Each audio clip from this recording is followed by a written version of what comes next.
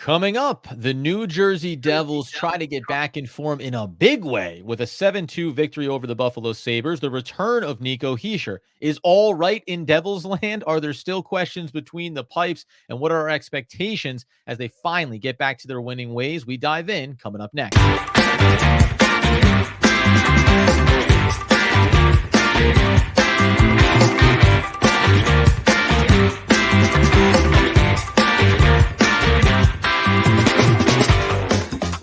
Yes, sir. It's DPL, the Devil's Puck Luck podcast, where we are your hosts. Over here, Adam Armbrecht. Over there, Danny McDonough.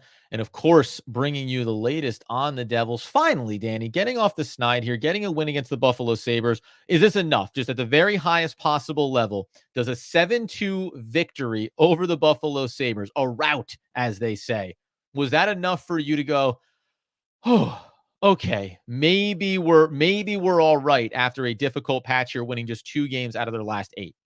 Yeah, I mean, bring it back to the Blue Jackets game. The third period we lit No, up don't bring the it back shot. to the Blue Jackets Oh, game. you got to because think about how good think about how good of a third period that was without scoring. Jack hitting Yeah. 2 posts.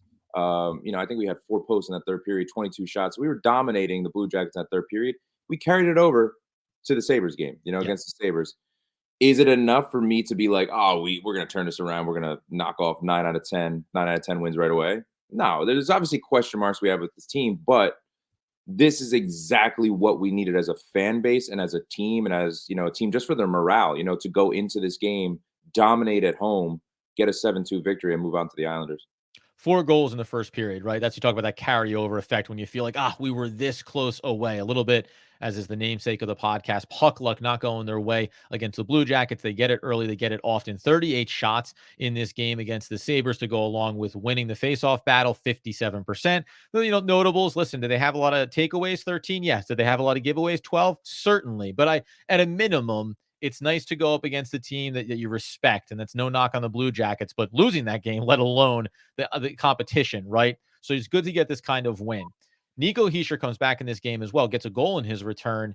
We talked about in his absence, Timo Meier, who ironically also then goes down with injury, needing to be like that stabilizing force. How critical is Nico? And we've discussed this before. Jack Hughes is the lightning rod. He is electric. He's your playmaker. But Nico Hisschier is the captain for a reason. There is a stabilizing force that he brings, I think, seemingly to the entire roster. Yeah, he was a finalist for the Selke last year, and you know why. He brings that edge to his game. He brings that battle to every single shift. Phenomenal in the dots, phenomenal face-off guy. But you and I always talk about it. It's the consistency through the neutral zone and it's the puck battles. And Nico is going to be that guy that's going to play hard on the boards and he's going to win those battles, loosen up the pucks for our goal scorers, to make those plays. I told you this, yesterday. I think Nico coming back is the biggest injury comeback out of everybody that was hurt. I think that the Devils could have stemmed the tie a little bit better with Nico in the lineup rather than Jack. I know that's crazy to think about, but Jack is a phenomenal player, obviously. But I think Nico is that important to the team where his absence was felt both on the defensive side of the puck and the offense side of the puck. And you saw it last night. It's just a very small sample size, but Nico is so vital to this team's success. Oh, of course, and I, again, we take nothing away from Jack, and he had a No, lot of no. assists early in the season as well. But it's your point about in all 3 phases of the game, right? In all areas, in the neutral zone, getting into the final third, and just expectation of the player, right? Go into the faceoff circle, win these battles, help control those offensive zone opportunities, and it's about, I think, setting consistency, something that this team as a whole has really struggled with over the course of this year. So when you lose a guy like that, Jack Hughes is a guy that isn't necessarily going to bring stability, but he's just going to bring pure talent. And you go, hey, listen, how will we survive without Nico? I'll try to do it all myself. And there's moments when he can, but we've also seen with the way this team has struggled defensively. You just need those players that you feel like you can rely on to get back on defense, to trust their assignments, especially when we look inside of those pairings and see some of the guys that have struggled to have consistency Yeah. in those 3 defensive lines. Now, the other thing for me that I wanted to get to here as well, the big switch that's come in these last couple of games is Colin Miller getting into these defensive pairings and then Smith being moved up into the offensive lineups. And you rightfully mentioned this when we were texting. He did it. He's done it in his career. He's been on offensive lines. I got to tell you, I love it. I don't know for how long or what the consistent role is going to be there as this team goes through these ebbs and flows of health, but I think I prefer Smith to be bringing a little bit of his defensive awareness to the offensive line as opposed to the other way where I think fans are frustrated because you go, as a sixth, maybe seventh defenseman. Is he that reliable or trustworthy? It's like you kind of get this better version of if you think about him as an offensive player giving you defensive value. Small sample size we've seen, man. He is a very good fourth line player, Yeah. and it shows you, man. He's a talented guy. He really is. He's had his defensive struggles, but to be able to be put into a position where you're playing on a fourth line, changing the way you're playing is great. He's still going to bring that grit, bring that Yeah. physicality, which to your point too is what we need on that fourth line. That really gritty play against the boards, that physicality. You saw him go after Clifton, which you love to see. Defending Nico, and we obviously remember what happened with Nico. So I love that he went after him and he defended Nico, but it's what we need on the fourth line. And this small sample size, I'd keep him in the lineup. I really would keep him in the lineup. And I think it's going to have a healthy competition, when we're fully healthy with Noshek coming back, eventually. No word on when he's coming back. I was going to say, speaking of which, no indication as to when that's going to be, but I love it. It's going to limit his minutes too, but he's also going to be there for the penalty kill, which is massive. He's been really, really good for the penalty kill, which is going to be huge going down, into these coming games because we struggled on the penalty kill against Buffalo. Those two yeah. goals were, on the power play for Buffalo. So that's what we have to clean up. But I think Brendan Smith being on the fourth line is a really nice, refreshing surprise. Just one power play opportunity for the Devils in that game against the Sabres. They converted it, as we like to see them do, but not nearly as many opportunities. So 5-on-5 and putting up 7 goals in a game like that really matters as well. We're going to dip our eyes in between the pipes here and talk about some other stats out of this game that still ring some alarm bells. And touching on what Danny just mentioned there, what is the collection of players that are all going to be kind of in this pecking order for minutes? I think there's something for Lindy Ruff here to kind of slowly explore if we can get everybody healthy and back on the ice. Before we do that, though, going to tell you about our friends over at DraftKings. That's because the NFL season's getting down the back stretch here. Playoff games are on the line, not for the Jets, not for the Giants, but other teams, real professional football teams. And DraftKings Sportsbook is hooking up new customers with an offer that is even stronger than some of, again, the other teams play around the NFL, not the New York teams. Bet just $5 on any game this week and score $200 instantly in bonus bets. And DraftKings isn't stopping there. All customers can take advantage of a sweetener offer every single game day throughout November and into December, coming up just around the corner. Get on the game day greatness. Download DraftKings Sportsbook app now and use promo code THPN. New customers can score $200 instantly in bonus bets when you bet just $5 on the NFL. That's promo code THPN. only on DraftKings Sportsbook, an official sports betting partner of the NFL. The crown is yours. Gambling problem? Call 1-800-GAMBLER. Visit www.1800gambler.net. In New York, call 877-8-HOPE-NY or text HOPE-NY to 467-369. In Connecticut, help is available for problem gambling. Call 888-789-7777 or visit ccpg.org. Please pay responsibly on behalf of Boot Hills Casino and Resort. Licensee partner Golden Nugget Lake Charles. 21 plays age varies by jurisdiction. Void in our friends to the north, Ontario, Canada. Bonus bets expire 168 hours after issuance. See sportsbook.draftkings.com/football terms for eligibility and deposit restrictions, terms, and responsible gambling resources. And Danny, as we turn our attention back towards this team, 12 shots for the Buffalo Sabres. So hard to read too much into, consistency, defensive stability. We can kind of parse between that. Devils had just 9 blocked shots in this game. So it's not like they were setting the world on fire, though. Again, 2 goals is 2 goals, and the Devils need to move that needle at some point. 2 goals on 12 shots, though. Vitek, I suggested that I would have gone with Akira in this game just because at some point you need to give him the longer run to see if he can give you consistency. What were your takeaways from this? I think still this is going to be the point of contention for this team and for this fan base over the next handful of games. It's hard to see, right? It's 2 goals on 12 shots, both on the power play for Buffalo. Yep. I thought he should have had the first goal that went in from Buffalo. I really do think that he should have saved that. I think he was just pretty lazy when he was going post to post there. I think that he could have squeezed his arm together right there, just positioning. So I know I'm tough on Vitek. I know a lot of fans have been tough on Vitek. 2 goals is not the end of the world, but the 12 shots is what concerns you. Sure. That's not a great save percentage, obviously. Um, I'm just happy with the defense. I know I'm switching gears here. I'm No, it's switching okay, gears. and you can because by the way, the response can be, "Well, it didn't get any better, so let's talk about something that did improve," and the defense was better in that game. Yeah, I don't think we can. I think the jury's still out on Vita, right? I don't. Yeah. I don't think that's enough sample size in the last game against Buffalo. We played very well as a Let me whole. ask you sorry, let me ask you it this way, and then I will get to the defense. Let me frame it this way. Have you grown more or less confident in VTech over the start of this season relative to last year? Oh, I'm less confident. I Yep. think everybody's less confident. That's a problem, right? That's the problem Yeah, here. It's not even about, hey, when it comes to the playoffs, are you going to be able to raise your game? It's actually, oh, your game is taking a little bit of a step back here in the regular season, something we didn't really think was going to be a problem. I think if the Devils consistently win games, but the goaltending is average, I still think that Fitz might go out and get another veteran goaltender. Sure. I don't put it past Fitz to do it as that security blanket because look at Jonathan Quick in New York Hmm. with the Rangers, 37 years old, lighting the world on fire. So you can catch that diamond in the rough, so to speak, with a goaltender. Pretty quickly. That's a veteran guy that's been in the league. So I could see Fitz doing it and adding a goaltender no matter what the situation is, Hmm. for a small piece from our organization. Sure.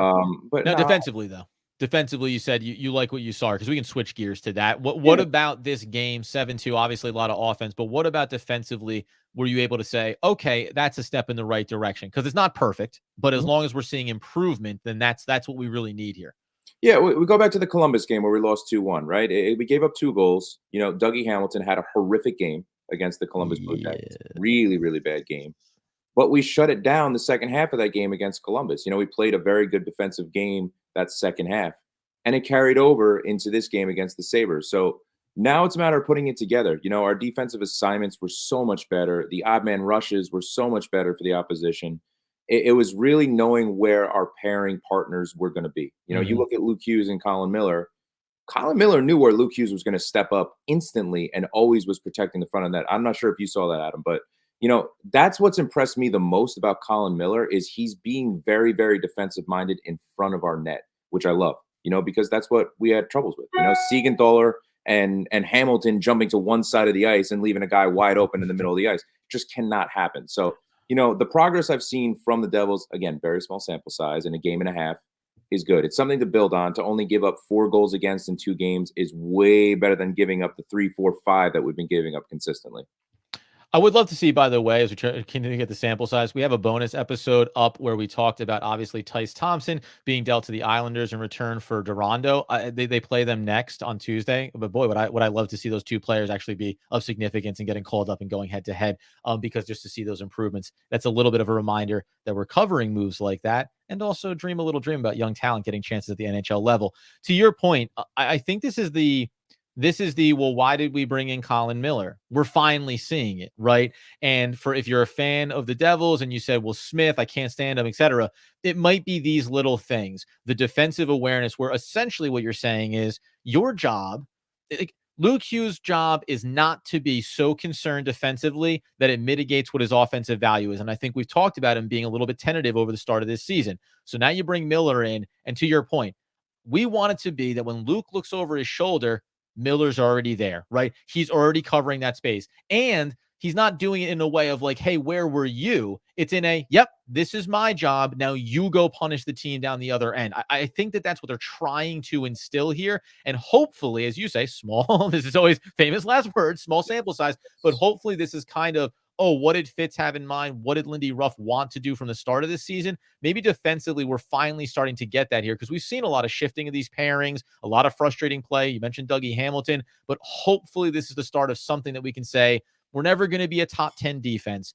but can we just be in the middle of the pack and be a consistent shift to shift team? That's it. Consistent. You just said it right there. And eliminating the odd man rushes, especially when you have average or below average goaltending, is massive. It's what you Yep. need. It's what do we always say? If you don't call out the defender's name a lot, that usually means he's having a good game. Ball Right. and Marino had great game. They had a great game. They were very consistent. They were winning board battles. Our defense was winning board battles, and they were shutting down the forecheck for the opposition. Against Columbus later in that game and against the Sabres. Yep. And that's what we need: the fluid defensive breakouts into the neutral zone, and they're doing so much better. And we just have to hope that this is, a sign of things to come. It's that there is some shake up in that locker room now that Nico's back. Maybe that's that jolt of energy that they needed, to really bring them to that level that they need to play at. And again, like you said, average defense, let's say we're between 10 and 15 in the NHL. We're going to be all right. Our offense is that good that we can be consistent and we can be a playoff team that can make a lot of noise if we have average to above average defense. And I think we can. I think we have the players to be able to do that. Yep. Coming up here in a second, with just 2 games left to go here in the month of November, we look inside some of those offensive stats and surprising leaders in the clubhouse right now. What did the return of Nico indicate about the success we can have on that end of the ice? And we remind you, not only the Islanders game, but also coming up for the Devils, a trip to Philadelphia, one which both yours truly and Danny McDonough will be in attendance in enemy territory. We'll talk about that to close out today's episode in just one moment. But first, Danny, let's talk about our good friends over at Raycon. Dude, we've been telling you this, man. Thanksgiving is now in the rearview mirror. I know it was like 3 days ago. It's gone. It's over. You'll never see it again until next season. But now you turn your attention to the holidays and not wanting to get yourself out there, whether it's going physically to shop, whether you're trying to get online and scrambling as the calendar winds down. Why not get in on the early Black Friday sales that go on not only after Thanksgiving, but all the way into the month of December, where you're going to be getting from 20 to 50% off over on raycon.com. You've heard us talk about Raycon before, the easy in-ear fit, comfortable earbuds that have 32-hour battery life. Now they've even extended themselves to home products across the line here, such as, by the way, their 5-star reviewed Magic 180 cable allows you to charge iOS, micro USB, and Type-C devices 8 times faster with, yes, 100-watt power delivery. Their faucet filter also ultra filters water in your tap against chlorine and heavy metals. It's a must-have for ensuring that your water that you use to wash your face and brush your teeth is, wouldn't you know it, clean. Raycon's known for delivering high quality and thoughtful features at half the price of other premium tech brands. It's no wonder why their products have racked up tens of thousands of 5-star reviews. To get everyone in on the holiday shopping spirit a bit early, Raycon is currently offering 20% on all of their products on their website, and up to, with select products, 50% off. So beat the crowds and save now. Trust me, you do not want to miss out on Raycon's early Black Friday sales. Hurry now to buyraycon.com/. THPN. He got there in the end to get 20 to 50% off site wide. That's buyraycon.com/. THPN. To score up to 50% off Raycon products, buyraycon.com/THPN. And where we begin to end is talking about just offensively here. We said Nico returns, he gets a goal. Another 2 goals here for Tyler Toffoli. I mentioned end of November is going to be the Islanders, going to be the Flyers, then the Sharks are going to be in there as well. These next 3 games, when we talk about a team in the Devils, as I said, just 2 out of their last 8, just 3 out of their last 10. There's a lot of need here for this team to take a big step forward. And I don't want to be greedy or overreact to this one game, but Toffoli had hit a lull would be overcritical because he was so good early, but he had come down to ground a little bit here. It was like Nico came in and just, opened it up a little, kind of start to, okay, let's everyone get ourselves back. By the way, when I was playing early in the season, that's when Toffoli was at his best, right? So do you think that we're going to see a little bit more of this comfortable, explosive play where guys can start to pad those stats a little bit more here? Yeah, I think it's gonna listen. I think you're gonna see a little bit of streaky play from all players this year offensively because we have so much firepower Yeah, that it's yeah, just yeah, yeah, yeah. My turn, your turn. yeah, it's gonna happen. Look at Brat right now. Brat's in a little bit of a lull when it comes to goal scoring, but he's gonna turn it on. He's been a little bit of a streaky player. I don't want to say he is a streaky player. He's been a little bit of a streaky player throughout his career. The playoffs, he struggled a little bit last year, but he turned it on in the beginning of this year, and now he's, like you said, a little bit of a lull, for some players. And he's going to turn it on because he has the guys around him, and I think that when we're a little more healthier, I think when we're consistently healthy and having lines that you're going to have your specific teammates on that line with you, I think that's where you're going to see certain guys like Brat really, really succeed. I think he is the biggest element to the switches and lines where he can struggle a little bit with different players on his lines. I've just seen it over the years with him. I think that he needs a little bit more consistency. But I think he'll be fine. For Toffoli, Toffoli's phenomenal. It was such a great pickup by Fitz. You and I were talking about it in the preseason that he was going to be such a difference maker. Yeah. Along with Holtz. Let's not forget about Holtz, man, because he's at 6 goals already. And I don't know about you, but for the last 2 games, he's looked like a top 2 line guy. He has looked incredible. And I love his physicality. He's not a big guy, but he's getting in there with hits. He's getting in there digging for these pucks on the boards, which I love to see. So he's bringing that to his game, and then his shot is just stupid. It's Yeah. unbelievable. Listen, man. I was optimistic. I'm being pleasantly surprised. You mentioned Bratt needing consistency. Alexander Holtz has been shuffled around these lines, and it's kind of Lindy Ruff saying, "Hey, listen, you go do it here, prove it over there," and he's been able to do so. Let's just have a little bit of fun to close out this episode. Who leads the Devils in goals right now, Danny? Tyler Toffoli. Tyler Toffoli's got 11. You mentioned Holtz there. Now, Jack Hughes obviously missed a handful of games, but it's Hughes, Holla, and Holtz there with 6, and Bratt does have 8. Who leads the team in assists right now? Assists, I'm gonna go. Is it Brat? Bratt and Jack Hughes Yeah, still yeah. there, Jack, with 17. They're both tied at 17 apiece. And then last but not least, who's leading the team in points right now?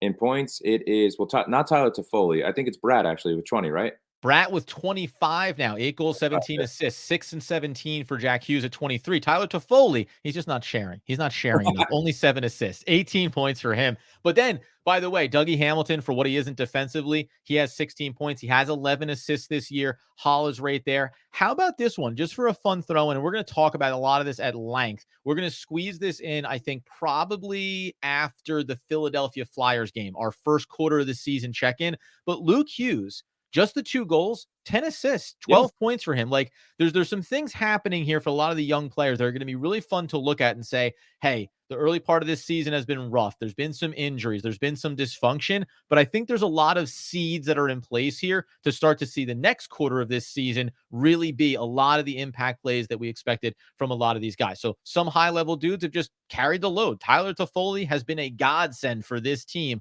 early in the season. Now it's about everyone picking up their game. And really, let's be honest, Jack getting back on track here and starting to dominate as he gets himself back from that injury. We will be talking about obviously the Islanders game. We're going to be down there checking out the Flyers game, and then we're going to the one after that as well, right, Danny? Did I have Yeah. that correct? It's the Yeah. Sharks on Friday the The 1st. Sharks. That's right. So we'll be there as well. So we're doing a home and away scenario here. You get us over on social at NJ Devils PL, at Danny the Face, at Adam Armbrecht, and then also on TikTok, on Snapchat, on Instagram, and on Facebook at Devil's Puck Luck. You Better Believe It. Turn on the alerts, subscribe to the podcast and the YouTube feed, wherever you get those needs fulfilled. Until next time, Danny, right off the top of his head with a quick quip. Tuesday is Jack Attack Day. 3 points, 2 goals and assists. Let's go, baby. I did not know that. Must be a national holiday. We'll see you next time.